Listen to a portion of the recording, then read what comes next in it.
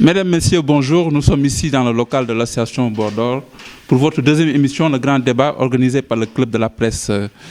Je laisse mon confrère ici, Cheikh Sidou Silla, Info 15, introduire les invités. Bonjour à tous, nous avons le plaisir de recevoir trois invités. Sebani Sougou, analyste politique, Aboubakri Benjeloun, patron du mouvement Sénégal REC en France, et Ben Yahyassi, membre de la Convergence des cadres républicains de France.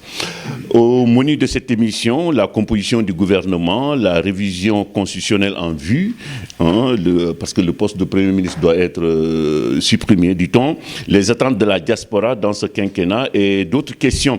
Alors, la première question, c'est que le président Macky Sall a nommé un gouvernement le 7 avril dernier, 32 ministres, 3 secrétaires d'État. Quel commentaire vous inspire la composition de cette équipe gouvernementale, Benjeloun?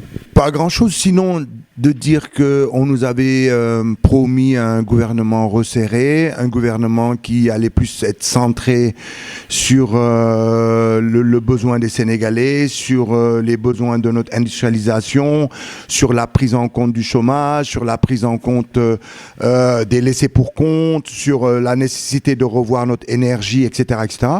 Il n'y a rien de tout cela, parce que qu'est-ce que je vois? C'est un gouvernement de plus de 35 membres, des secrétaires d'État à tire-larigot.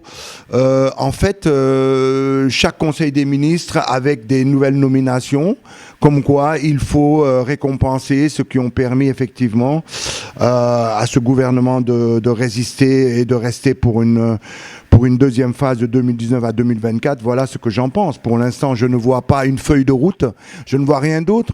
On nous annonce juste après les élections comme quoi on va faire une révision de la Constitution, alors que ça n'a jamais été annoncé pendant les élections et autres, etc. C'est encore la méthode de Macky Sall. Le Premier ministre a été clair, ce gouvernement a été formé pour garantir l'efficacité des réformes. Oui. Il y a une vision.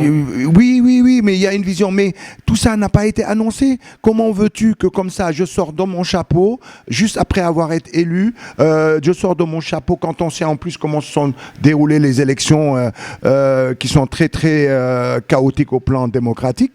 Ça, je pense qu'on pourra y revenir si on veut. Mais comment on peut sortir, juste au sortir de ces élections, avec déjà une modification de la Constitution? Le président Macky Sall, il ne fait que ça. Modifier notre constitution, il n'y a pas de convergence, il n'y a pas de discussion avec le président de la République. Le président de la République, c'est marche ou crève. Il nous impose sa vision, il a sa feuille de route qu'il nous impose. Tous les appels à la discussion, au dialogue, sont des leurs. Parce que chaque fois qu'il nous a appelés au dialogue, chaque fois que des gens se sont laissés prendre par cette attrape-nigo, ils ont quitté effectivement le lieu de la négociation et il a continué à appliquer sa feuille de route. Il n'y a jamais eu négociation et discussion. La preuve aujourd'hui, paf, tout de suite, c'est je change, il n'y aura plus de Premier ministre au Sénégal, j'ai une majorité mécanique au niveau de l'Assemblée nationale, je vais la faire fonctionner comme des godillots. Voilà réellement ce que je retiens. Sebani Sougou, votre réaction? Oui, effectivement, moi je pense qu'avant de parler de la composition du gouvernement, il est important quand même de situer ce qui s'est passé avant. On ne peut pas ne pas faire l'impasse sur ce qui s'est passé au niveau des élections. Et je suis effectivement d'accord avec M. Benjeloun lorsqu'il dit que le scrutin en amont s'est déroulé de manière chaotique. Il faut quand même le rappeler. Il y a, pour moi, à mon avis, un contentieux aujourd'hui post-électoral qui n'a pas, c'est un contentieux politique qui n'a pas été résolu. Même si d'un point de vue juridique, aujourd'hui, au niveau de l'opposition, il n'y a pas eu une contestation de l'opposition. Pas de recours. Ce qu'il faut reconnaître, c'est qu'aujourd'hui, les principaux partis d'opposition ne reconnaissent pas Macky Sall comme président de la République. On l'a peut-être oublié, mais il est important de le souligner. Donc, il y a aujourd'hui le président qui a été élu et élu légalement. Il a prêté serment au niveau du Conseil constitutionnel. Donc d'un point de vue légal, Macky Sall est le président de la République. Mais au niveau de sa légitimité, quand on regarde comment le scrutin s'est déroulé en amont, le scrutin n'a été ni libre, puisque beaucoup de Sénégalais ont été privés de droit de vote, il n'a pas été régulier, puisque quand on regarde comment s'est déroulé le parrainage avec plus de 20 partis qui ont quasiment été éliminés et dans des conditions qui sont tout à fait contestables. Le Conseil constitutionnel qui n'a pas joué son rôle, et d'ailleurs moi je suis de ceux qui pensent que le Conseil constitutionnel doit être supprimé. Parce que quand vous avez une instance qui se déclare tout le temps incompétent et qui, de toute façon, sur tout ce qui concerne les lois constitutionnelles, mais on en reviendra sur le sujet de la révision constitutionnelle, évidemment, pour moi, elle n'a pas sa raison d'être. Moi, je serais plutôt pour qu'on ait une cour constitutionnelle à l'instar du Bénin. Mais je ne veux pas faire... qui a beaucoup plus de compétences, mais je ne vais pas faire une discrétion. Mais en tout cas, ce que je retiens, moi, de la formation de ce nouveau gouvernement, c'est qu'il ne faut rien en attendre. On a vu que lors de son premier mandat, il avait lancé un concept, la gouvernance sobre et vertueuse. On a vu qu'est-ce que ça a donné. Ça a été un flop. Et je rappelle qu'on nous parle de... Les Sénégalais ont massivement voté pour lui. Hein. 58%. C'est le sentiment... Moi, je suis de ceux qui pensent que cette élection a été tronquée. On nous parle de 58%. Quand on regarde les conditions, je rappelle que le jour du vote, il y a 2 notes qui ont été diffusées par le ministère de l'Intérieur via la DAF. Il y a une note, par exemple, qui disait que tout Sénégalais dans un centre de vote qui n'est pas inscrit peut voter dans le dernier centre. Mais enfin, c'est extraordinaire quand même. Et ça s'est déroulé le jour du scrutin. Donc, on peut relever énormément de manquements.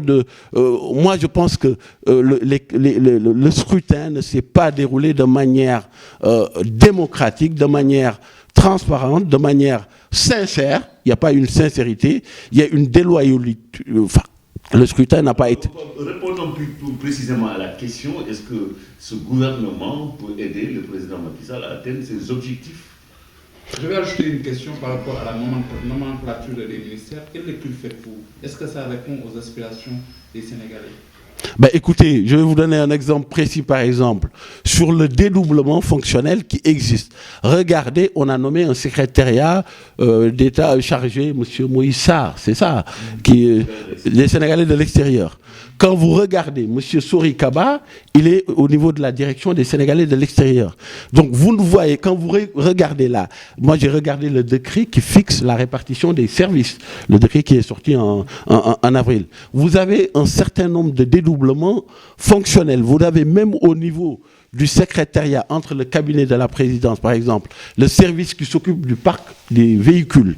Et vous avez une autre commission qui est chargée du contrôle des véhicules. Qu'est-ce que c'est que cette histoire? Il y a un dédoublement fonctionnel. Donc, vous avez un certain nombre de structures, le ministère de l'équité, je ne sais pas, communautaire, etc. Quand on regarde dans le détail, on se rend compte qu'on a créé beaucoup plus de... Regardez la répartition du service. Je vous invite vraiment à regarder de manière précise le décret. Vous allez voir qu'on a une sorte... Enfin, c'est pas... Voilà. Et puis, moi, disons-le aussi, le rattachement de l'IGE et de l'OFNAC à la présidence est quelque chose d'extrêmement grave. Il y a pas, normalement, l'IGE... Oui, mais ça veut dire qu'il n'y a pas une indépendance fonctionnelle. Ça veut dire que l'IGE dépend du président de la République qui peut l'activer comme il l'a activé avec le cas de Khalifa Sall, et on a vu qu'est-ce que ça a donné. Donc, très honnêtement, pour ne pas monopoliser effectivement la parole, je dirais que ce gouvernement resserré, puisqu'il n'y a plus de premier ministre dans l'architecture, ne répond pas aujourd'hui aux besoins des Sénégalais. Il ne faut rien malheureusement en attendre. Voilà, c'est la notion de fast track qui consiste à dire qu'on va aller plus vite, plus loin. C'est un concept comme le plan Sénégal émergent. Quand vous êtes... écoutez, quand vous voyez que Cagnard-Italie, ça fait 4 jours que les gens n'ont pas d'eau, et vous me parlez de Sénégal émergent, on a envie de rire sur Cap. Excusez-moi. J'imagine que Ben Yassi a un autre point de vue. On a eu un nouveau gouvernement avec beaucoup de surprises. On a également constaté des départs de certains ministres qui, dans l'ancien gouvernement, étaient considérés comme inamovibles. On a également une part allouée aux femmes, à la junte féminine. Là, on se retrouve avec 25% de femmes dans le gouvernement. On a un gouvernement qui est chargé d'aller plus vite dans la phase 2 du plan Sénégal émergent. Et on comprend aisément pourquoi il est question de la suppression du poste de Premier ministre. Reviendra sur ce point-là. Ce gouvernement a aussi la particularité de voir en son sein des jeunes qui ont été responsabilisés à soit des postes de secrétariat d'État et de ministères pleins. On a le cas de notre ami Moïse Sarr, qui est devenu, avec ce gouvernement, secrétaire d'État auprès du ministre des Affaires étrangères, chargé des Sénégalais de l'extérieur. C'est toute une symbolique, c'est toute une signification. Parce que là, si on fait l'historique de ce ministère depuis Feu Fambaye Fall Diop dans les années 84 jusqu'à présent, donc ça dénote l'importance que le président accorde à la diaspora, qui a été toujours présente dans le Yonou Yokouté, dans le plan Sénégal émergent et dans le rendez-vous avec l'avenir. Il y a également la présence de Abdou Karim Fofana, qui migre du patrimoine bâti à un ministère plein. C'est de l'urbanisme donc, et de l'hygiène, je pense, publique. Et c'est un choix. C'est un choix parce qu'il y a des priorités, il y a des initiatives majeures qui sont au sein de ce plan Sénégal émergent, la phase 2. Et on se souvient également qu'en décembre, le président était là et il a eu à négocier également avec les partenaires techniques et financiers un certain nombre de financements. Donc, pour coller à cette réalité, pour coller à cette volonté politique, dès qu'il a été élu, il s'est attelé au travail.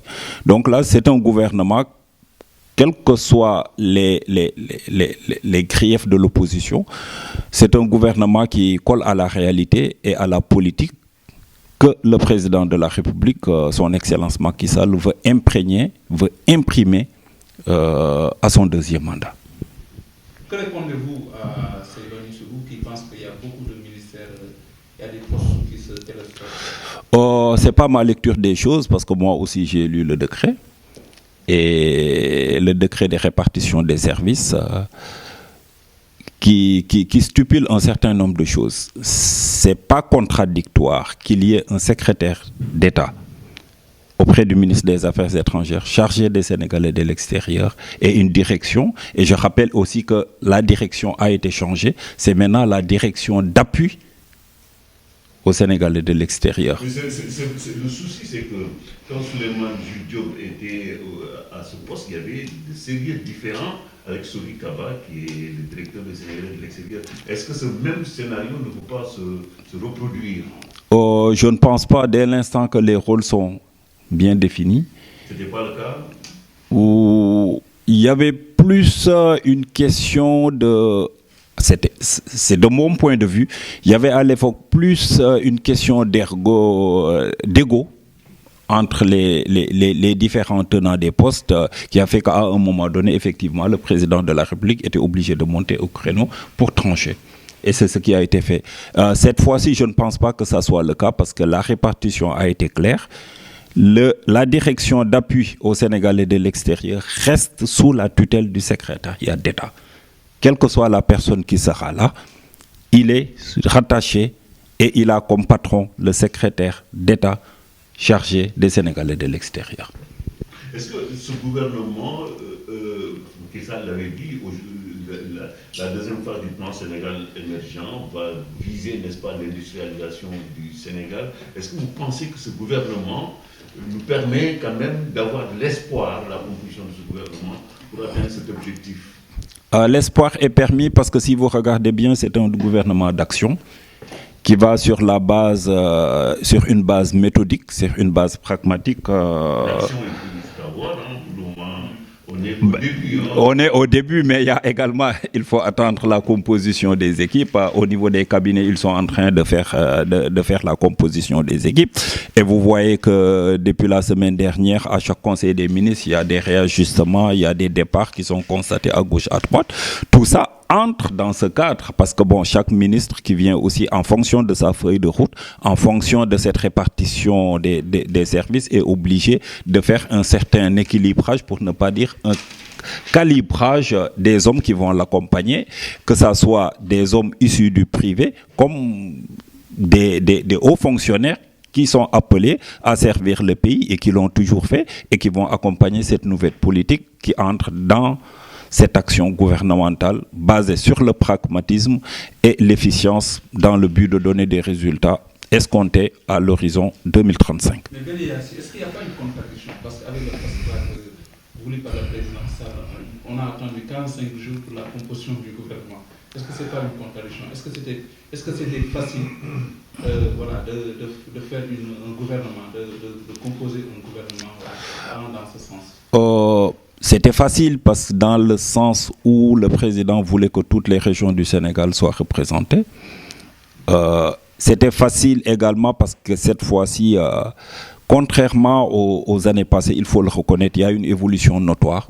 Des enquêtes sérieuses ont été menées sur les profits des gens qui sont entrés dans ce gouvernement. Il y avait une légèreté je ne dirais pas de légèreté, mais cette fois-ci, en tout cas, le président a été très, très, très vigilant et très ferme sur les enquêtes, ce qui fait que ça a pris du temps.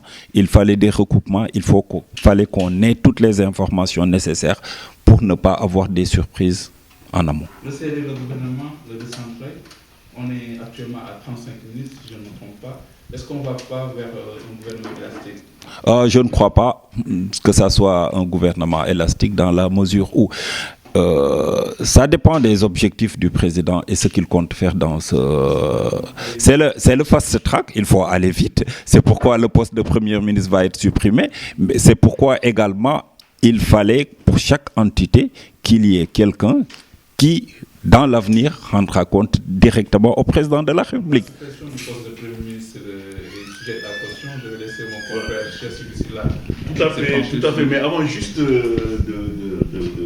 revenir sur cette question, Ben, ce que nous avons constaté, c'est que les grandes figures de la transhumance, n'est-ce pas, ne font pas partie de ce gouvernement. Est-ce qu'il y a une explication? C'est le président de la République, de par notre constitution, qui nomme à toutes les fonctions civiles et militaires.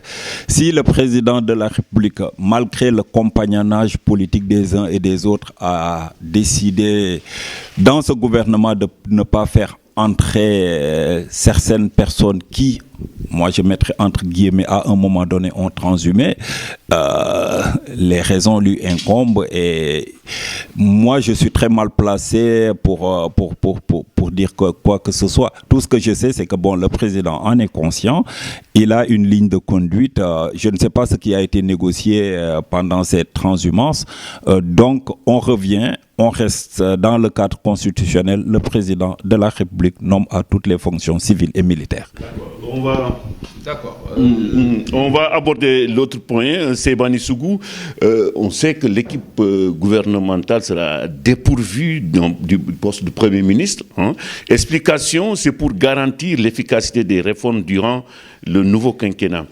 Cette décision qui a surpris l'opposition est-elle vraiment opportune? Je voudrais rappeler juste que lorsque mon cher ami affirme qu'en fait, il y a eu des enquêtes sérieuses de moralité qui ont été faites au niveau des nominations, je lui dis c'est totalement faux.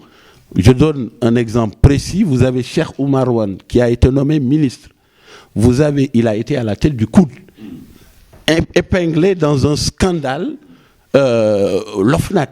Donc c'est quelqu'un qui a été pris la main dans le sac. Le problème, c'est que... il n'a pas été inquiété par la justice. Il n'a pas été inquiété par la justice parce que la justice ne fonctionne pas sous Macky Sall. C'est-à-dire que sous le régime de Macky Sall, on l'a constaté, effectivement, vous avez une justice qui est sélective. Vous avez vu, il y a une... Anne n'a pas reçu de pré-rapport, donc Non, il lui aurait permis quand même de se non. justifier. Alors, non, mais d'abord, je dis que les membres de l'OFNAC, l'OFNAC, je rappelle, c'est une autorité indépendante. Donc, ce sont des gens qui sont assermentés. Lorsque l'OFNAC fait un rapport, le rapport, il n'est pas fait comme ça de manière aléatoire. Voilà, c'est-à-dire qu'il y a une enquête, il y a des dossiers, il y a des éléments dans le dossier. On a pu démontrer qu'il y avait énormément d'étudiants, des centaines d'étudiants. Je ne parle même pas des étudiants qui sont morts et qui continuaient à recevoir leur bourse. Ça, le rapport l'a mis en. Mais il y avait des centaines d'étudiants fictifs qui continuaient à recevoir entre guillemets des fourses, mais en fait de l'argent qui partait, il faut le dire, qui servait à financer la campagne de l'APR. C'est ça la réalité. Il faut le dire. Donc, quand on dit que M. Anne n'a pas reçu de pré-rapport, non, mais quand on a des dossiers, des éléments, des factures qui attestent effectivement qu'il y a là des malversations, on n'a pas besoin, on vous met devant le fait accompli. Je veux dire, le fonctionnement de l'IGE, le fonctionnement de l'OFNAC, le fonctionnement de tous les organes de contrôle, il obéit à un formalisme strict. Donc, la nomination de Cheikh Oumar Kane est la preuve que la malgouvernance, c'est le trait dominant du régime de Macky Sall. Je rappelle que ce n'est pas une nouveauté. Vous avez regardé, par exemple, le Prodac. Mame Mbaye Niang, il a été ministre épinglé pour une affaire de 29 milliards, pris la main dans le sac, alors que le code des marchés publics est formel. C'est lui qui est responsable. Ça, il n'y a pas de. Et malgré tout, malgré le rapport qui a été fait par l'inspection générale des finances, c'est quelqu'un qui se trimballe, qui passe son temps au niveau des télés. Non, mais il n'y a aucune.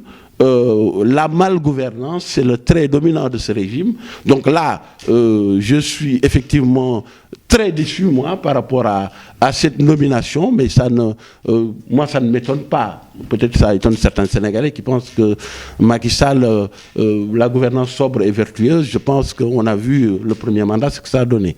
Mais pour revenir à votre question, effectivement, sur le bouleversement institutionnel qui est créé par la suppression du poste de Premier ministre, c'est quelque chose qui est extrêmement grave. Parce que quand vous regardez la Constitution actuellement, vous allez voir qu'il y a 22 articles qui sont impactés par cette réforme-là.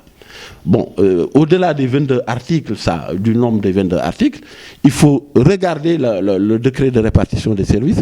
Vous avez, entre le cabinet et les agences qui dépendaient du Premier ministre, vous avez 29 structures qui vont... qu'est-ce qu'elles vont devenir? L'argument fourni par le président Macky Sall est tenable.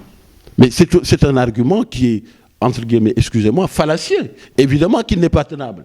Il n'est pas tenable parce que lui-même a été Premier ministre.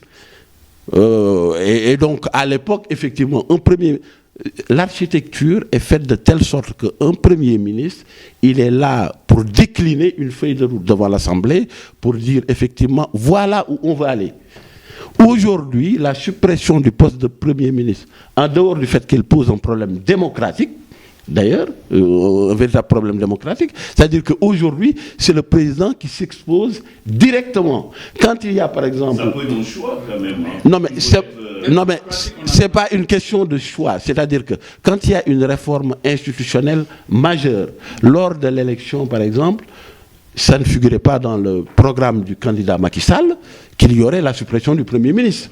Étiez-vous au courant, vous, journalistes? Non, moi je n'ai pas vu nulle part dans son programme, ni dans un autre document pendant la campagne électorale, qu'on allait supprimer le poste du Premier ministre. Donc, ici, on sait que le poste de Premier ministre, c'est contraint.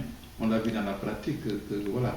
Et là, il est le premier des ministres, mais il ne faut pas de ça. Mais je veux dire, c'est que le poste de Premier ministre soit, entre guillemets, que le Premier ministre soit, entre guillemets, un pantin d'un point de vue institutionnel, du point de vue de la Constitution, il avait un certain nombre de prérogatives. Par exemple, il disposait de l'administration. Là, vous allez voir avec le projet de réforme-là, c'est le président de la République qui va disposer de l'administration. Mais en dehors de ça, ce qui est beaucoup plus grave, regardez l'article 82. L'article 82 donne, quand l'Assemblée nationale, par exemple, se prononce sur un texte qui est proposé, on ne prend en compte que les amendements qui sont proposés ou validés par le président de la République. Mais on est où? Lorsque l'article 84, il y a par exemple, l'ordre du jour, il est prioritaire quand le président de la République, mais quand le président décide qu'il y a une loi qui doit être votée par l'Assemblée nationale, eh bien, elle va être prioritaire. Mais vous vous rendez compte, c'est-à-dire qu'il y a un certain nombre d'attributs. On a aujourd'hui une sorte de roi à la tête du Sénégal. Un monarque. On ne peut pas aujourd'hui, il faut que tous les Sénégalais, toutes les organisations civiles, tous les partis politiques, je vois que l'opposition aujourd'hui, enfin elle était anesthésiée, mais il y a une réaction. Il faut, au-delà des oppositions, mais c'est toutes les personnes. Est-ce que vous donnez raison à ceux qui pensent que c'est pour annihiler le dauphinage là? Mais je ne sais pas si c'est pour annuler le dauphinage ou pas. C'est-à-dire que un président, moi je ne suis pas dans l'esprit de Macky Sall pour savoir ce qu'il va faire et qu'il veut faire un dauphin ou pas. Ce que je souhaite et ce que les Sénégalais souhaitent, c'est qu'on avait une démocratie, des institutions qui sont viables et fiables. On souhaite qu'ils nous laissent nos institutions telles quelles. On ne veut pas que notre démocratie, qu'il est en train de torpiller, de saccager, parce que c'est ça le mot, il faut le dire quand même. On n'existe quasiment plus au Sénégal. On a un boulevard, je suis extrêmement choqué et je pense qu'il va y avoir une révolte citoyenne. Moi, je souhaite une révolte citoyenne. Quand je dis une révolte citoyenne, je ne veux pas qu'il y ait du désordre ou de la violence, mais je veux, à l'instar de ce qui s'est passé en Algérie, que les Sénégalais, de manière pacifique, massivement disent non. On ne veut pas aujourd'hui que nos institutions soient perverties. C'est pas la notion de fast track, elle ne signifie absolument rien. Benjeloun, essayons de se mettre à la place du président Macky Sall. En 2024, il va faire son bilan. Il sera le seul responsable, n'est-ce pas, de sa gestion, on peut dire. Est-ce qu'on ne peut pas le comprendre, lui donner l'opportunité quand même de tracer, quand même, de mettre en place une stratégie pour atteindre son objectif? Si la suppression du poste de Premier ministre entre dans ce cadre... Monsieur Sylla, moi je suis partisan d'un gouvernement parlementaire. Parlementariste. Je ne suis pas un présidentialiste. Non, mais laissez-moi terminer. Les libéraux, dans leur essence même, ont toujours développé le système présidentialiste. Tous les libéraux de Wade, tous les descendants de Wade, toute la vision libérale est une vision présidentialiste. Je ne m'y situe pas. Nous avons fait les assises nationales en 2009, 2010, 2011. Quand on dit appliquer les idées des assises nationales, c'est donner plus de pouvoir au législatif par rapport à l'exécutif. Or, aujourd'hui, nous avons un système hyper présidentialiste que Macky Sall met en place. Et à la limite, je ne suis même pas sûr que les libéraux de l'opposition ne soient pas d'accord avec ça. Parce que l'essence même du libéralisme, c'est ça. Mais je ne suis pas pour un régime présidentialiste. Moi, je défends le fait que aujourd'hui, il faut plus de traçabilité. Il faut plus donner aux élus locaux. Il faut plus donner aux gens qui sont à l'Assemblée nationale la possibilité d'intervenir sur la politique que mène l'exécutif. Or, en faisant cela, aujourd'hui, il n'y a même plus de questions au Premier ministre. Il n'y a même plus de présentation à l'Assemblée nationale de la politique qui est menée au niveau du palais présidentiel. Et vous croyez que ça, c'est une avancée démocratique? La problématique, c'est le cadet de mes soucis, de savoir qui est responsable de qui. Quand on est président de la République, on est responsable, de toute façon. D'accord? Mais la question, c'est pourquoi il veut s'accaparer, il veut s'arroger tous les types de pouvoirs. ce que lui-même a combattu du temps du PDS, quand on a voulu diminuer effectivement les pouvoirs du Premier ministre, etc., etc. Et donc, ce que je veux dire par là, je ne suis pas pour un régime présidentialiste, je combats cela. Les idées des assises nationales, honte à ceux qui suivent aujourd'hui Macky Sall et qui sont partisans des assises nationales, honte à eux, honte à Tanordien, honte à eux qui... Non mais non, ce n'est pas un débat idéologique, c'est un consensus que nous avions aux assises. Macky Sall a été un des premiers chantres qui se sont opposés aux assises nationales qui se sont tenues en 2008-2009 au Sénégal. Et c'est pour ça que quelque part, même Khalifa Sall, qui a été le premier bouclier de Macky Sall lorsque le PDS à l'époque a voulu effectivement prendre Macky, il a été jusqu'à Mermoz pour défendre Macky Sall, et pourtant, c'est celui-là même qui le met en prison sous un rapport simplement de manipulation de la justice qui n'est pas une justice libre. On a éliminé lors des élections, je ne refais pas un deuxième tour des élections, mais quand même reconnaissons que dans ces élections, en dehors du tripatouillage, en dehors de la justice qui a éliminé des candidats qui étaient gênants, en dehors d'un parrainage opaque, en dehors d'un tripatouillage aujourd'hui qu'on sort comme ça sous un chapeau, on change de premier ministre, on élimine le poste de Premier ministre. Vous voulez me dire tout ça? C'est simplement fait pour que Macky Sall, demain, il est responsable tout seul devant les Sénégalais? C'est fait dans ce seul but? Il ne faut pas nous prendre pour ce qu'on n'est pas. La politique, elle est contextuelle. Quand vous disiez que Khalifa Sall a été le bouclier. Oui. Vous, dans un passé récent, oui, vous avez exclu les partis politiques et les députations, vous êtes accompagnés pour aller ensemble à la députation. Mais c'est normal. Mais c'est tout à fait normal. C'est-à-dire que si elle est conceptuelle, je vais te rejoindre, Khali. Si elle est conceptuelle, tu devrais comprendre que contextuelle, si elle est contextuelle, tu devrais comprendre que lorsqu'on a un système où il n'y a aucune forme de comment on appelle ça, de proportionnel, où c'est le raougadou, d'accord, que c'est tout à fait normal, si on veut avoir des députés de la diaspora, qu'on puisse s'allier pour pouvoir renverser la tendance. Sinon, il faudrait être idiot. Dans un contexte où c'est le Raougadou qui gagne et il n'y a pas de proportionnel, monsieur me demande d'aller tout seul au combat pour avoir mes 3 ou 4% et être battu. Mais vous prenez... alors, si c'est conceptuel, si c'est le contexte qui t'emmène à faire de la politique, tu comprendras aisément pourquoi à un moment donné de l'histoire, ici, pourquoi à un moment donné... Mais d'ailleurs, l'opposition en a fait son pain blanc, parce qu'il va falloir revoir ça. La question, elle est toute simple. Il y a eu des acquis historiques en France lors des élections de 2017. L'acquis historique fondamental et qui est fondateur d'une nouvelle démarche participative, c'est de dire que les représentants de la diaspora au niveau des députés ne seront plus discutés dans les états-majors à Dakar, mais c'est la diaspora qui va choisir ses propres représentants. Et c'est pourquoi dans la coalition où j'ai été, cette coalition-là, honneur à cette coalition, c'est la seule où les candidats ont été élus par la diaspora. Les candidats de l'APR sont issus de la feuille de route de Macky Sall, ce sont des godillots de Macky Sall. Les candidats du PASTEF, les candidats de Réumi, tous ces candidats ont été nommés dans les directoires. Non, mais une parenthèse qui te fait mal, non, on ne va pas revenir à notre mouton, tu m'as donné la perche, je vais t'expliquer, je prends à témoin les Sénégalais.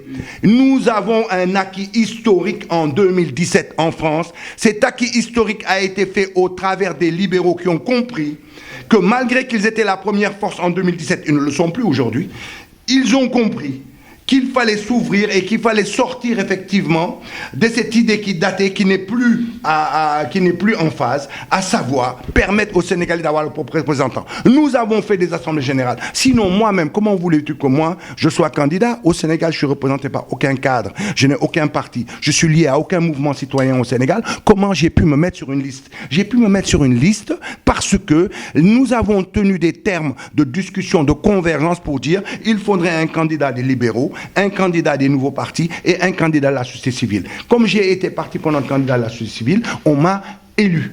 D'accord, pour participer à la liste. Donc, c'est un acquis démocratique et tu es en train de le remettre en cause. Vous êtes libre de vos choix. Je m'attache au fait. Ben Yahyassi, ils n'ont pas été tendres avec vous. Bon, ils n'ont pas été tendres, ça se comprend, c'est la politique, et avec beaucoup d'amalgames et de contradictions, même dans leur discours, parce que là où mon grand frère Ben a terminé, c'est là où je vais rebondir. Ce même Ben était contre le référendum, mais quand le référendum est passé et qu'on avait la latitude d'élire les députés à nous dédiés, il a saisi la perche. Quelle contradiction.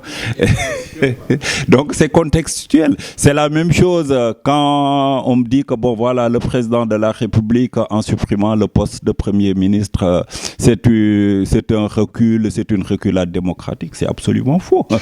Avant lui, Senghor l'avait fait. Avant lui, Abdou Diouf l'avait fait.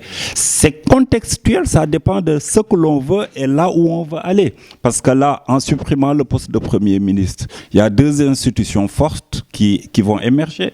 C'est le secrétariat général de la présidence de la République et le secrétariat général qui vont être à côté du président de la République dans le cadre des décisions qui vont être prises pour atteindre les objectifs fixés dans le cadre de ce deuxième mandat. C'est le deuxième mandat qui détermine la suite des événements. Le deuxième mandat veut que le président aille très vite. Le fast track, pour rappel, c'est du management. C'est une notion du management qui permet d'aller très vite dans la prise des décisions. Et c'est une méthodologie qui a été appliquée dans un certain nombre de pays. Et de grandes institutions, bon, je vais citer par exemple la Banque mondiale, ont eu à l'expérimenter et à la mettre en œuvre dans le cadre d'un certain nombre de politiques publiques comme de politiques privées. Et c'est après analyse de la situation que le président de la République a jugé utile de mettre sur pied cette politique. Est-ce qu'il devait en parler lors de la campagne électorale? C'est lui qui a été élu. C'est lui qui attend le bon moment, le bon timing pour en parler. Est-ce un crime? Non. Et il doit atteindre ses objectifs. Il a eu la confiance des Sénégalais. Est-ce qu'il avait annoncé pendant la campagne certains Sénégalais auraient voté pour lui? C'est ça le problème aussi. Bon, là, on ne va pas se transformer en chaman pour lire dans les traces de sable. Bon, l'objectif, c'est qu'il avait déjà décliné sa feuille de route. Sa feuille de route, c'est l'atteinte d'un certain nombre d'objectifs. Là, on a vu que, par exemple, actuellement, le PIB tourne autour de 7%. Il doit également atteindre des objectifs qui ont été fixés à l'horizon 2035. Donc, pour que la machine ne se grippe pas en cours de route, il fallait faire des choix. Et la suppression du poste de Premier ministre, ce n'est pas une nouveauté. J'ai rappelé le cas de Senghor, j'ai rappelé le cas de Diouf. Il y a également, n'oublions pas, même ici en France, et c'est quelque chose qu'on a vécu au Sénégal, sous la 4e République, le président de la République n'avait rien dans sa poche. C'était le président du Conseil qui déterminait la politique de la nation et qui était vraiment le représentant qui exerçait le pouvoir politique. Donc, on revient juste, c'est contextuel, on revient à un changement, on revient à une nouvelle donne qui fait que le président de la République, dans la prise de décision, va pouvoir aller beaucoup plus vite. En fait, ce qui est gênant, c'est pour un président comme Macky Sall qui a eu à occuper toutes les prestations gouvernementales et que de but en blanc, en 2019, après sa réélection, il a trouvé que le poste de Premier ministre est un goulot d'étranglement. C'est ça qui est gênant pour les Sénégalais. Oh, est-ce que c'est gênant pour les Sénégalais? Je ne crois pas. Là, c'est des opinions personnelles. Oui, non, c'est des... Non, chacun d'entre nous interprète les choses à sa manière. Est-ce que... D'être surpris d'avoir découvert que maintenant, que le poste de Premier ministre est un boulot d'étranglement, après l'avoir exercé pendant plusieurs années. Ensuite, s'il dit que l'administration est lente, je pense qu'il fallait faire le travail à la base, mais pas au sommet. Qu'est-ce que vous appelez à la base? À la base, c'est l'administration. Essayer de faciliter, dématérialiser l'administration sénégalaise, plus rapidement. Il y a un certain nombre de pas qui ont été franchis à ce niveau. Au niveau de l'administration, il y a un certain nombre de services, il y a un certain nombre d'agences où les procédures ont été dématérialisées, ce qui fait que le citoyen n'a plus... Par exemple, au niveau des impôts, au niveau de l'APIX, la création d'entreprises, il y a un certain nombre de choses. Vous n'avez plus besoin, par exemple, pour avoir les NINEA, les cartes import-export, vous n'avez plus besoin de courir pendant un mois derrière un timbre ou bien un papier ou bien un cachet. Au bout de 24 heures, au bout de 48 heures, vous avez tout ce qu'il vous faut. C'est une réalité qu'on ne peut pas nier. Est-ce qu'on découvre maintenant que l'administration est lente? Moi, je dis que c'est le président de la République qui a été élu, qui a une vision. Qu'il a affirmé, d'accord.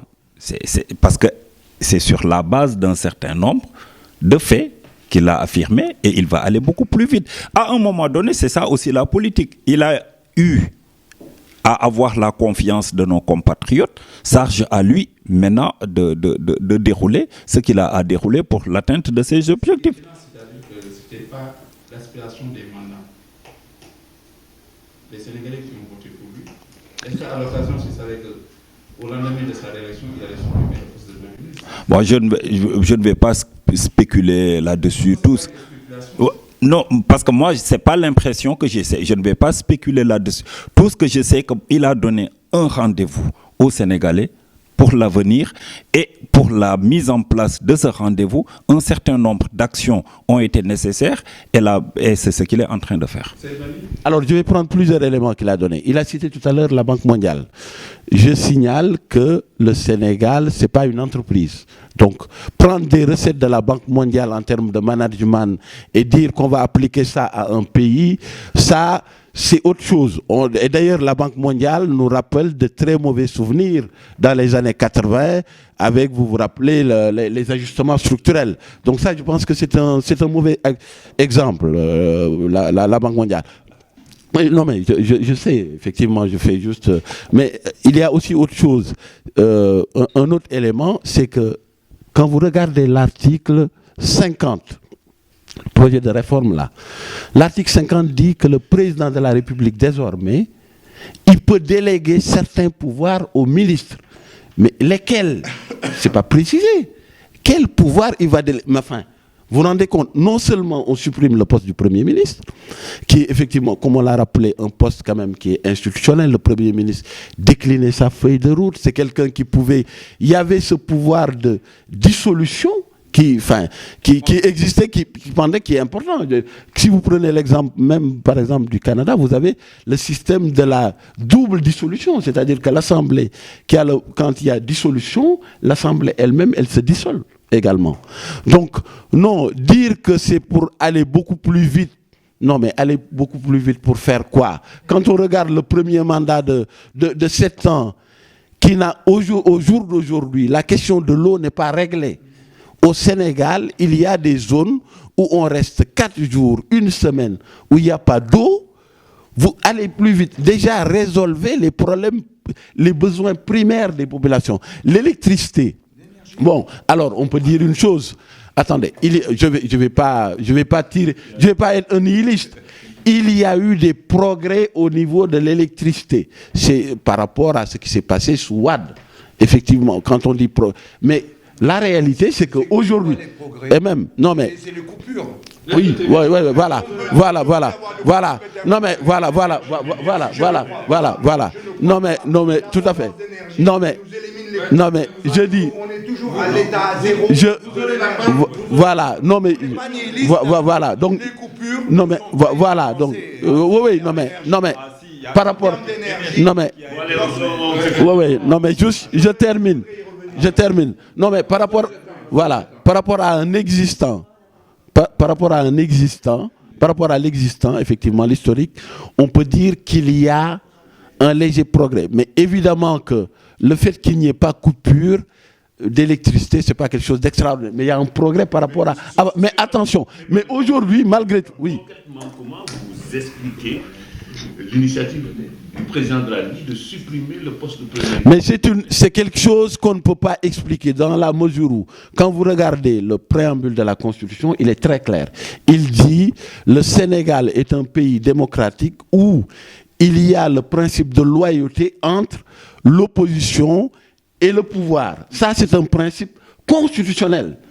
C'est-à-dire que quand il y a une révision constitutionnelle de ce type qui impacte la vision, quand on dit par exemple ça c'est la vie politique, quand on dit que ça s'est déjà passé sous Senghor, attention, c'est pas la même chose.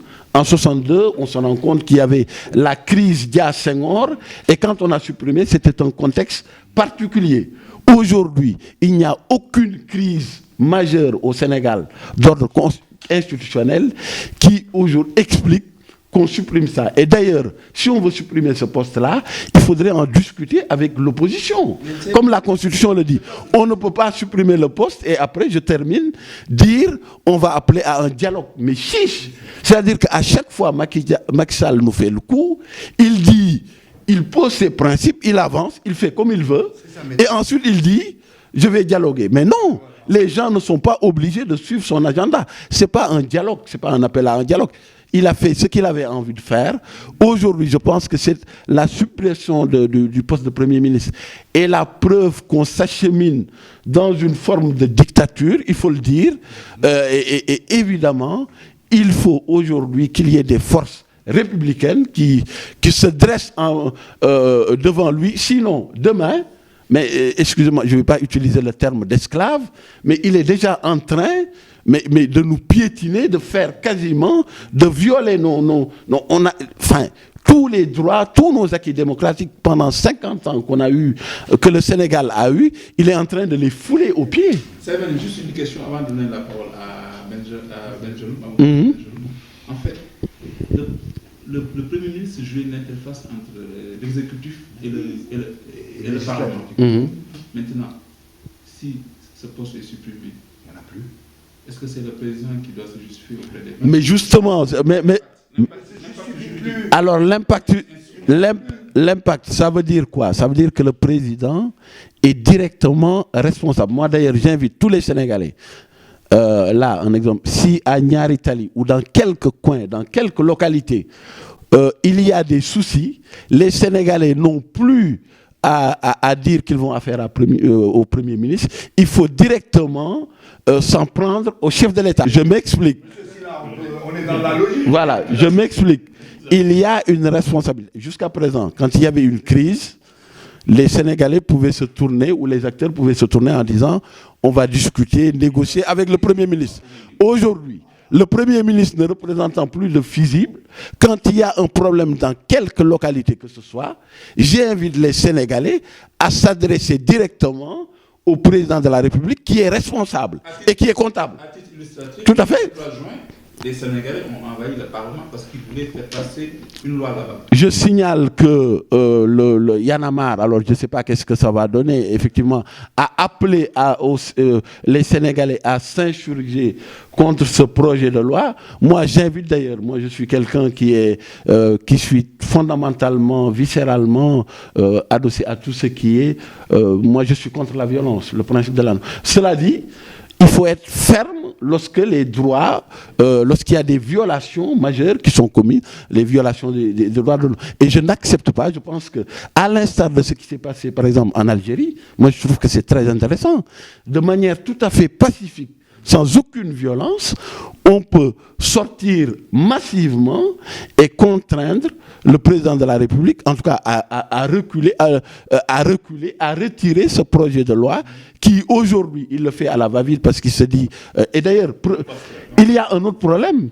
Si demain, il y a des élections législatives qui se tiennent et que l'opposition remporte ces élections législatives, qu'est-ce qui va se passer? Ce projet de loi ne résout pas ce problème. Or, ce sont les Sénégalais qui doivent choisir qui doivent les représenter. Donc vous avez toute une foule de questions qui n'ont pas été résolues, qui prouvent que ce projet de loi a été fait à l'aveuglette, à la va-vite. Il n'y a pas de souci, ce sera... On va discuter. Non mais 30 secondes juste, fast track. Le jour où Amazon, DHL ou Colissimo feront effectivement une politique sociale, économique digne de ce nom, on me fera signe. Hein. Les fast-track avec ces histoires là, il faut arrêter ça. Moïse Sarr a été, comme vous le savez, nommé secrétaire d'État chargé des Sénégalais de l'extérieur. Il a récemment confié à la presse sa volonté d'œuvrer, je cite, d'œuvrer pour que les Sénégalais qui sont dans les 4 coins du monde puissent sentir qu'ils ont un État stratège, un État partenaire. Il dit plus loin vouloir également faciliter les procédures pour permettre aux Sénégalais de l'extérieur d'accéder à un toit par la mise en place d'une banque de la diaspora. Est-ce que ces déclarations vous rassurent, Ben Jalloun? Ces déclarations ne me rassurent pas. Toutes les politiques qui ont été mises en place pour gérer les Sénégalais de l'extérieur, de Abdou Diouf en 1988 à ce jour, 83 même, on fait pitch parce que tous ces gouvernements qui se sont succédés veulent diriger la diaspora du Sénégal, d'eux-mêmes et de par eux-mêmes. Et quand ils sont au pouvoir, à partir du Sénégal, et quand ils sont au pouvoir, ils veulent mettre en place leur association satellitaire. Et fondamentalement, les Sénégalais de l'extérieur refusent cela. Ce qui nous caractérise de façon fondamentale, et d'ailleurs c'est le cadre du bol d'or, c'est qu'ici, nous sommes transverses à toutes les opinions, à tous les partis. Au Sénégal, les gens se regroupent, discutent, mais chacun a son parti politique, a sa formation. Ici, ce qui nous lie en premier, ce n'est pas le fait d'avoir des appartenances politiques, idéologiques, philosophiques ou religieuses, c'est le fait de vivre dans un pays d'accueil et de se battre pour qu'on puisse nous accepter dans ce pays d'accueil. C'est ça qui est le fil conducteur. Donc ça, c'est ça qui est supérieur. Et tant que ces gouvernements-là n'auront pas compris ça, ils n'auront rien compris. Aujourd'hui, faire une politique pour les Sénégalais de l'extérieur, ce n'est pas une logique de revendication. Moïse Sarr est en train de tomber dans le panneau, comme le gouvernement de Macky Sall en 2012. Mais il tombe dans le panneau. Mais oui, mais il tombe dans le panneau parce que déjà son programme est mauvais. Parce que son programme... Mais je vais t'expliquer ça. Mais je vais te le dire. Sa logique, telle que ce qu'il vient de me dire, m'ont fait sauter. C'est-à-dire que les bras m'en tombent. Si déjà Moïse Sarr est dans une logique de construire une banque, de trouver un toit pour les Sénégalais, ça c'est la logique revendicative. C'est une logique revendicative. C'est pas la logique de gestion des Sénégalais de l'extérieur. Encore une fois, la logique de la gestion des Sénégalais de l'extérieur, c'est une logique qui consiste à dire donnons les structures, permettons aux Sénégalais de l'extérieur de pouvoir s'asseoir avec les gouvernants et de leur dire voilà ce dont nous avons besoin dans les différents pays d'accueil, voilà nos besoins quand on veut venir au pays pour investir et autres. Mais non, encore une fois, l'APIX, c'est de l'accompagnement. Et si jamais au Sénégal on avait une philosophie de bilan, donne-moi le bilan de l'APIX. L'APIX, c'est pas le... Ah non, mais attendez. Non, mais je finis. Non, mais 30 secondes. Non, mais on va pas donner des questions comme ça et on n'avance jamais. L'APIX a été créé par qui? Non, mais l'APIX a été créé par Abdoulaye Wade. En 2000, combien? 8. Eh bien, à ce jour, tu as déjà vu un bilan de l'APIX? Pour te donner... Non, mais attends. Non, attends. les questions, monsieur Khali, je vous voyais plus perspicace. Quand vous me parlez d'une structure mise en place en 2008 et à ce jour, on n'a pas eu de bilan pour nous dire est-ce qu'ils ont pu faire quelque chose pour la diaspora ou pas, comment pouvez-vous me dire s'adosser encore sur la PIX est une bonne politique? Quand vous me parlez du FAISE, qui n'est pas encore une politique de Macky Sall, c'est une politique de Wade, que Macky Sall n'a fait qu'augmenter le budget. Donc, qu'est-ce que Macky Sall a fait? Il n'a rien fait pour la diaspora. Mais les faits qui ne lui appartiennent pas, puisque ce n'est pas lui qui les a mis en place. Macky Sall n'a fait qu'une seule chose. Il a mis le fonds pour l'entrepreneuriat féminin, qui est un fonds politique, puisque c'est le seul fonds qui n'est pas géré par Dakar, qui est géré par les ambassades et les officines.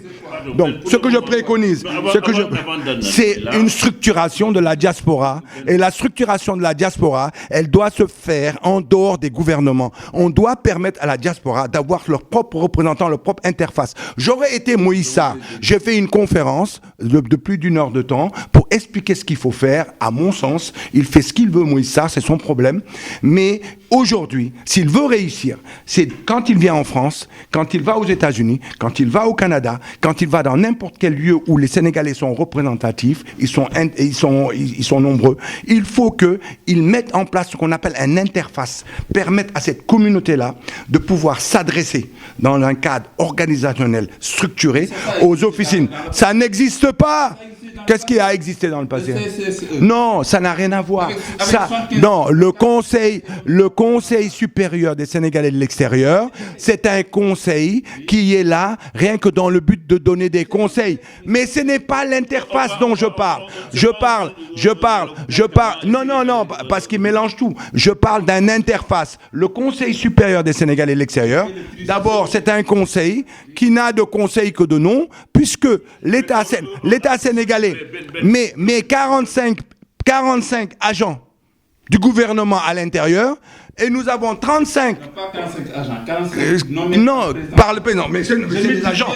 Oui, mais c'est des agents. Et vous avez 35 de la diaspora qui sont proposés par les officines consulaires et de l'ambassade. Si ce n'est pas un esprit partisan, qu'est-ce que c'est? Si ce n'est... Mais les faits sont têtus. Les faits sont têtus. Donc, pour vous dire, on progresse. Alors, concrètement, vous pensez que Moïse n'a pas un bon programme, d'après ce que vous dites? Expliquez-nous le pourquoi. Je pense que Moïse est en train de se planter comme tous les autres, parce qu'il est dans une logique de prise en charge des revendications de la diaspora. Il n'est pas dans une logique d'avoir une politique migratoire. Et tant que le Sénégal n'aura pas une politique migratoire, le Sénégal ne pourra rien faire pour ces Sénégalais de l'extérieur. Quel est le contenu qu'il faut donner à cette politique? Le contenu de cette politique migratoire, c'est déjà de dire au pays, nous devons avoir une structure qui puisse se dire, toutes les personnes que nous accueillons dans notre pays, qu'on sache est-ce qu'ils sont bien dans notre pays ou pas, qu'est-ce qu'ils sont, qu'on puisse compter tous les Sénégalais de l'extérieur qui sont dans notre pays, qu'on puisse savoir quels sont leurs besoins, et non pas faire comme ils font. Chaque fois qu'il y a un mort en Espagne, au Portugal et autres, on vient tout de suite, on envoie un ministre et autres. Occupons-nous des vivants avant de s'occuper des morts. Le jour où on s'occupera des vivants, les vivants pourront s'occuper de leurs morts. D'accord? Donc, il faut avoir une politique migratoire. La politique migratoire, elle n'existe pas au Sénégal. Qu'est-ce qu'on fait pour la sécurité des Sénégalais? C'est pas du taf-yungle. Tous les gouvernements ont fait du taf-yungle, y compris sous Wade. C'est pas le fait de négocier rapidement avec un gouvernement. Oui, la protection de mes Sénégalais, vous me donnez ça, je fais ça. Mais cette politique, lorsque nous serons aux affaires, ou bien lorsque vous m'associez aux affaires, je t'en proposerai. D'accord? Je ne peux pas ne pas être aux affaires et vous me proposez, vous me demandez de vous dérouler une politique. Et pourtant, de façon citoyenne, je ne fais que ça. J'ai fait une conférence il y a une semaine dessus. Ben Yahya, concrètement, qu'est-ce que Moïse Sarr, du moins, veut faire, n'est-ce pas, à la tête de ce secrétariat d'État? Vous savez, Moïse, c'est un secrétaire d'État. Donc, c'est le président de la République qui détermine la politique de la nation. Donc, quand je vois mon ami et frère Benjeloun s'attaquer au plan de Moïse Sarr, mais bon, je le pensais beaucoup plus plus perspicace que cela. Là, je suis extrêmement déçu des propos avancés. Une politique migratoire, c'est quoi une politique migratoire? C'est d'abord, comme les jalons qui ont été posés, renégocier ou bien dépoussiérer toutes ces conventions bilatérales en matière de sécurité sociale. Et on l'a commencé. C'est aller en rencontre. Donc, c'est déjà un grand pas. Oui, on l'a commencé et c'est fait. Pas plus tard que la semaine dernière. Moi aussi, j'en étais un acteur. Bon, voilà, au-delà de nos chapelles politiques, chacun d'entre nous, travaillons dans ce sens. Donc, il y a également, pas plus tard que la semaine dernière, une délégation sénégalaise qui était en Espagne, composée de la Caisse de la Sécurité sociale de l'IPRES, en vue de négocier avec l'État du Royaume, les autorités du Royaume d'Espagne, parce que, comme vous le savez, les prochains chars, les prochains wagons vont être l'Espagne et l'Italie. Parce que jusqu'à présent, nos compatriotes qui étaient là-bas étaient dans des secteurs, ou bien dans le secteur informel. De plus en plus, ils sont dans le secteur formel. Donc, il faut penser aux retraites, il faut penser au retour, il faut penser aux enfants qui sont nés là-bas, des binationaux. Et on parle des binationaux, nous sommes tous des Sénégalais, nous nous connaissons. Il y a aussi des trinationaux et des quatrinationaux. Donc, chaque fois qu'on a la latitude, la possibilité d'avoir la nationalité du pays d'accueil, on en profite. Donc, on est conscient et ce travail a été fait. Il y a également un volet que beaucoup d'entre nous oublions. C'est nos compatriotes qui, malheureusement, ont eu maille à partir avec la justice. Et dès 2012, des instructions fermes ont été données aux circonscriptions consulaires pour aller recenser nos compatriotes qui sont dans les prisons, qui ont besoin d'un accompagnement. On a eu un cas où un de nos compatriotes a été tout simplement jugé et il a eu une lourde peine de prison parce que tout simplement il n'avait pas les moyens de se défendre. Et donc l'État du Sénégal, à travers le consulat de la région, de cette partie de la France et ici en France, est intervenu pour que qu'il puisse recouvrer ses droits. C'est maintenant, par rapport à notre nouveau secrétaire d'État en charge des Sénégalais de l'extérieur, il y a un travail qui va être fait. C'est que les Sénégalais également, il faut qu'ils aient le réflexe, chaque fois qu'ils sont dans un pays étranger, d'aller s'inscrire sur les registres et disposer de leur carte nationale consulaire. Non, c'est hyper important parce que ça permet... Non, c'est pas une chanson. Non, c'est pas une rengaine parce que ça fait partie de ce qu'on appelle cette politique migratoire. Vous ne pouvez pas déterminer une politique migratoire sans savoir le nombre de vos compatriotes qui sont à l'extérieur. C'est des statistiques. C'est Sénégalais qui dit ça. Connaît bien la sociologie de la mentalité sénégalaise. Mais il y a une campagne d'information. Si vous me dites que peut-être il y a une campagne d'information à faire dans ce sens, je suis d'accord avec vous. Il y a une campagne d'information et de sensibilisation à faire, comme ça se fait avec la prévention, redire et autres. Il y a également un autre aspect qu'on oublie et qu'on met le plus souvent sur le dos de nos autorités. Il faut que les associations qui sont dans ces pays d'accueil essayent de travailler en symbiose. On ne peut pas travailler en vase cloisonné. Il appartient à l'autorité politique de mettre... Oui, le consulat, ce qu'il peut faire, si on prend l'exemple ici de Paris, le consulat a un bureau dédié à ces associations. Donc, s'il y a une remontée d'informations, s'il y a un besoin de contacter ces associations, le bureau se charge de le faire. Donc, il y a une partie que nous, en tant que diaspora française, nous vivons en France, nous avons quelque chose à faire. Il y a également une autre partie, un autre volet que l'autorité, à travers le ministère des Affaires étrangères, à travers le nouveau secrétariat en charge de ces Sénégalais de l'extérieur, va faire. Oui.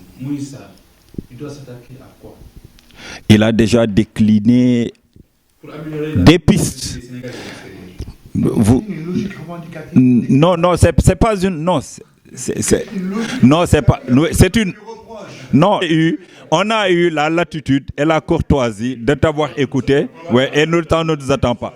Il y a toujours ces deux volets. Il faut qu'on soit d'accord sur ces deux volets. C'est vrai qu'il y a une logique revendicative parce qu'il y a certains Sénégalais qui disent, bon voilà, on veut un quota sur les toits, on veut que nos morts soient répatriés de façon décente, on veut une banque. Effectivement, ce serait bien qu'on réfléchisse parce que c'est 1500 milliards que nous, de la diaspora, envoyons au pays chaque année. C'est 2 fois l'aide au développement qu'on reçoit et qui contribue peu. Maintenant, comment canaliser? Oui. Qu'est-ce que vous pourriez faire pour inverser la tendance? Inverser la tendance, ça veut dire qu'il y a déjà un premier jalon qui a été posé. Ça veut dire à travers l'APIX. Et c'est là où je ne suis pas d'accord quand on dit qu'il faut évaluer cette politique de l'APIX. Les Sénégalais qui ont l'intention d'investir au pays, qui ont l'intention de créer des sociétés, ils vont sur la plateforme de l'APIX, ils remplissent les formalités. Le lendemain, ils peuvent aller à Dakar, travailler ou bien dans leur département où là où ils veulent investir, travailler. Ça c'est un avancé. Oui. Depuis 1983 jusqu'à 2019, il n'y a aucune politique dédiée à la diaspora qui a été sanctionnée d'une évaluation. Peut-être que là on aura l'occasion de... Non, je dis, on aura l'occasion. Oui, on aura l'occasion de constater ce fait et que bon voilà que ça soit pris en compte. C'est une possibilité. C'est une possibilité qui est là.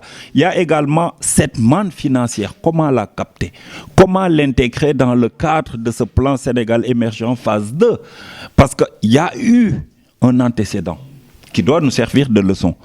Dans les années 70, dans les années 80, avant que la BNDES ne périclite, beaucoup de nos parents avaient des épargnes au niveau de la BNDES. Et quand la BNDES a malheureusement périclité, ces gens n'ont jamais eu de dédommagement. Donc il y a une crainte qui est là. Même si on mettait...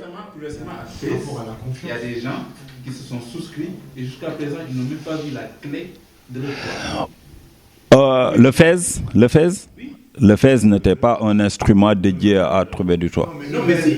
Non. C'est un instrument de crédit. Non, il faut qu'on s'entende. Ouais. Il y a Namorab qui avait signé un partenariat, le gars maintenant il est en... Oui. Ça, non, pour les toits, il y a eu des associations qui, de façon privée, avaient signé avec des partenaires privés. Ça n'a rien à voir avec l'État du Sénégal. Le FES, c'était pour l'entrepreneuriat en 2 phases. La première phase, c'était pour l'entrepreneuriat féminin. Moi, personnellement, même si je suis membre de l'APR, je n'étais pas du tout d'accord sur la façon dont les choses ont été faites. Parce que si on prend l'exemple de la France, il n'y a jamais eu de commission ad hoc qui devait éplucher les dossiers pour voir les dossiers qui étaient vraiment conformes aux attentes et qui devaient être financés. Il y a eu quelque part, disons-le. Est-ce que Moïse, n'est-ce pas, va tenter... Effectivement, c'est là où, c'est sur ce plan que le nouveau secrétaire d'État est attendu. Et je pense qu'il en est conscient dans la mesure où il a vécu 5 ans avec nous ici. Il a eu à gérer le service de gestion des étudiants sénégalais. Donc, c'est la chance qu'on a, contrairement aux complaintes qu'on a toujours eues, des ministres, des secrétaires d'État qui étaient au pays, qui ne connaissaient pas la réalité de l'immigration, qui ne connaissaient pas les réalités que nous vivons. C'est quelqu'un qui a vécu parmi nous. Et donc, il pourra même aiguillonner par rapport à sa feuille de route le président de la République en lui disant, attention, il y a tel volet qui intéresse nos compatriotes, il y a peut-être tel volet qui ne serait pas pertinent à défendre. Ça, c'est un avantage. Le deuxième aspect de la chose, ça veut dire qu'il faut qu'il y ait une sorte de partenariat entre l'État et les associations la diaspora. Ce que j'appelle partenariat, c'est quoi? C'est qu'il faut que nous, de la diaspora, qu'on se réunisse avec le nouveau secrétaire d'État en charge des Sénégalais de l'extérieur. Et attendons, je pense que son prochain déplacement va porter sur la France, un pays qu'il connaît, et où il y a une forte colonie sénégalaise, et des études récentes qui ont été faites lors des élections législatives nous montrent que même au sein de ces diasporas, il y a plusieurs diasporas, parce qu'on a vu qu'il y avait une diaspora civile qui est là, il y a une diaspora même entrepreneuriale des Sénégalais qui ont des entreprises et qui pensent à les délocaliser au Sénégal et qui voudraient un appui de l'État du Sénégal par rapport à l'État français en termes de fiscalité. Donc, c'est un vaste chantier. Il y a aussi, on le rappelle très souvent, cet aspect revendicatif. Les Sénégalais voudraient un toit, les Sénégalais voudraient ceci, voudraient cela. Je pense que c'est la symbiose de la politique de l'État par rapport à ces objectifs, et que nous, nos attentes par rapport à la politique de l'État, qui fera, ou bien ces attentes combinées qui feront que, bon voilà, on aura une bonne politique migratoire au service exclusif des Sénégalais. Maintenant, par rapport au fast track, c'est vrai que c'est un terme médical. On répondra à ça après on continue. Kéba Nissougou, quelles devraient être selon vous les priorités de Moïse Sarr? Alors, évidemment, je ne connais pas pour l'instant sa feuille de route, mais ce qui est sûr et certain, oui, par rapport à mon expérience, je pense que ce qui a été dit par un représentant de l'association ici, c'est une idée très pertinente. Il faut d'abord, quand on veut mettre en œuvre ou mettre en musique une politique liée à la diaspora, il faut s'adosser sur des associations, des gens qui ont ici une expertise en la matière. Donc ça, c'est pour moi, c'est quelque chose de primordial. Il faut aussi essayer d'abord dans chaque pays recenser les Sénégalais, connaître, évaluer leur nombre. Et là, je pense que la carte de l'immatriculation consulaire, pour moi, l'immatriculation consulaire ne doit pas être conçue uniquement comme une manière de situer, de connaître le nombre de Sénégalais. Mais elle peut avoir une autre fonction. Je donne un exemple précis. Si par exemple on constate que, mais c'est la vie, il y a des Sénégalais qui vivent, qui travaillent, qui sont à l'étranger et qui meurent. Bon, la mort fait partie de la vie. Donc il faut aussi, il y a un certain nombre de Sénégalais qui disposent d'assurances personnelles ou privées, il y a d'autres qui n'ont pas ces assurances. Ce serait par exemple une idée pertinente, ce serait pourquoi ne pas, au niveau de la carte d'immatriculation consulaire, prévoir une sorte d'option. Ce n'est pas quelque chose qui serait obligatoire. Chaque Sénégalais qui vient pour avoir sa carte consulaire, on pourrait lui dire par exemple, il y a une option pour éventuellement, si en cas de décès, l'option elle coûte tant, vous la payez ou vous la payez pas, mais au moins c'est optionnel. Ça peut permettre, par exemple, quand il y a un décès, personne ne le souhaite, qu'au moins il y ait une prise en charge. On se rend compte que souvent, et là je reviens sur le problème de dédoublement fonctionnel, je le précise, il y a bien dans le décret de répartition un dédoublement fonctionnel entre le secrétaire d'État chargé des Sénégalais de l'extérieur et la direction d'appui aux Sénégalais de l'extérieur. Entre les deux, la définition, les missions ne sont pas claires. Par exemple, quand il y a un Sénégalais qui est décédé, on voit souvent que c'est M. Sori Kaba, si vous l'avez constaté, qui sort au niveau des médias, qui revient à la charge. Donc, l'articulation entre le secrétariat chargé des Sénégalais de l'extérieur et la direction des Sénégalais de l'extérieur n'est pas claire. Et pour moi, là, il y a quelque chose, il y a un palier de trop.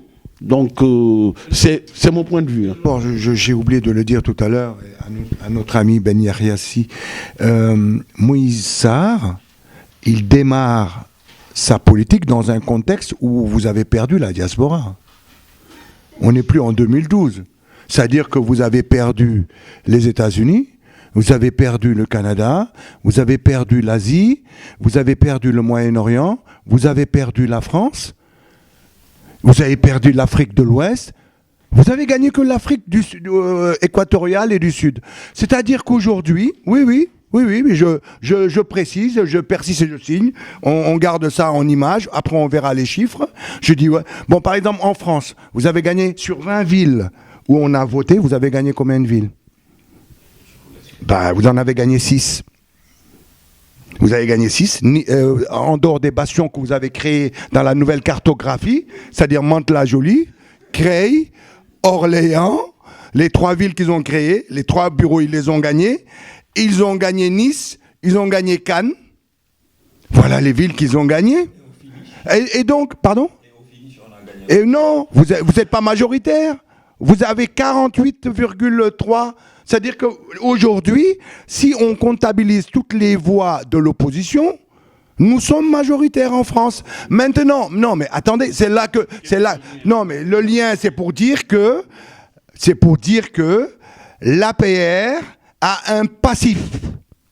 L'APR ne vient pas en 2019 diriger le Sénégal, comme ils sont venus en 2012, vierges de toute expérience, soi-disant.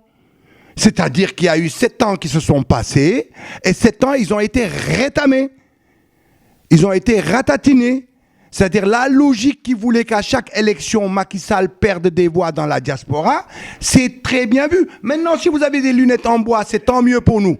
La lecture que nous avons, c'est de dire aujourd'hui, Moïse Sarr part en ayant perdu la diaspora. C'est mon avis. La question que je pose, pas de façon pour être pédant ni quoi que ce soit, hein, est-ce que quelqu'un autour de la table sait combien de cartes qui n'ont pas été distribuées à ce jour, de cartes d'électeurs, et c'est des gens qui auraient dû voter aux élections de 2019. Actuellement, quand on va au consulat, il y a combien de cartes non distribuées?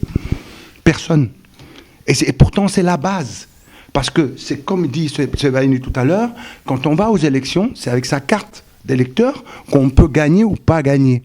Et donc, quand vous avez 13 000 cartes qui sont en souffrance à la veille des élections, et que vendredi j'ai appelé et qu'on me dise il en reste 9 980 non distribués, on montre bien que c'est carent.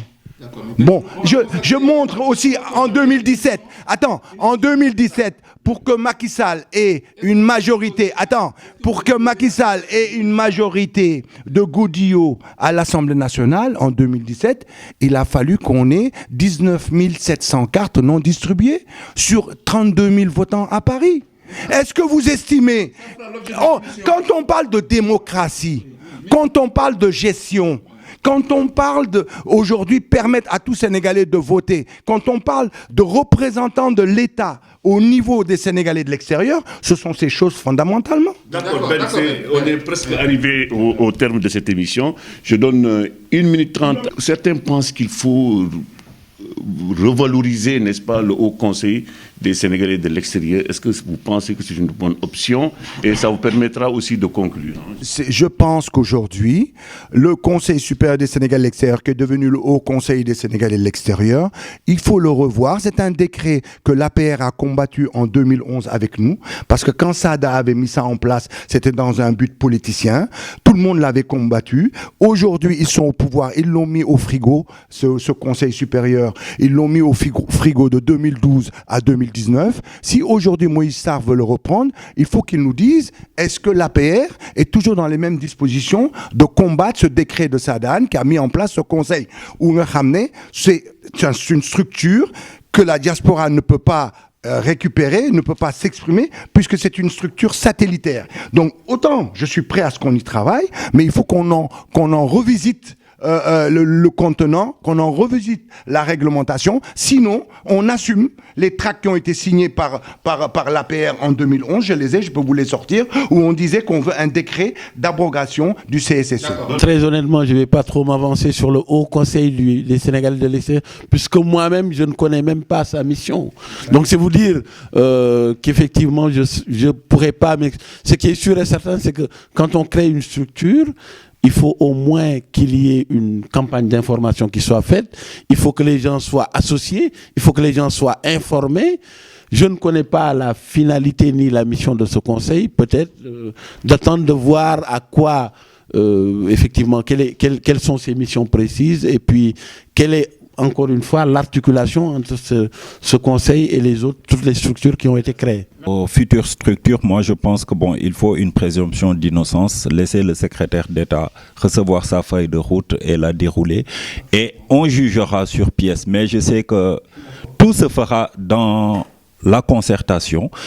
Juste ce que je regrette, c'est que mon grand frère me sorte une certaine farce arithmétique par rapport aux résultats qui se sont passés ici. On sait que c'est la perte. Même si par rapport à 2012, on a eu un recul de 10 points, mais nous sommes toujours majoritaires avec 48,3%. Donc, arrivé au terme de cette émission, merci à nos invités, Sebani Sougou, analyste politique, Aboubakry Benjaloun, patron du mouvement Sénégal REC, Ben Yahya-Sy, cadre de la convergence des cadres républicains. Hein. Un dernier mot? Oui, en fait, un dernier mot, je remercie les membres de Boldor qui nous ont permis, particulièrement à Ben, qui nous ont permis de réaliser cette émission aujourd'hui ici. Je remercie les invités d'avoir répondu, ce n'était pas évident pour un dimanche. Et je remercie surtout le club de la presse. Je parle au nom de tous les journalistes, ceux qui sont associés, ceux qui ne le sont pas, tous je les remercie. Et un big remerciement à Morphal qui était derrière la caméra. Je remercie mon doyen, cher Sidou Silla, et je remercie le public. Et je vous donne rendez-vous dans 15 jours pour une autre émission, le grand débat avec le club de la presse, ici en France. Merci.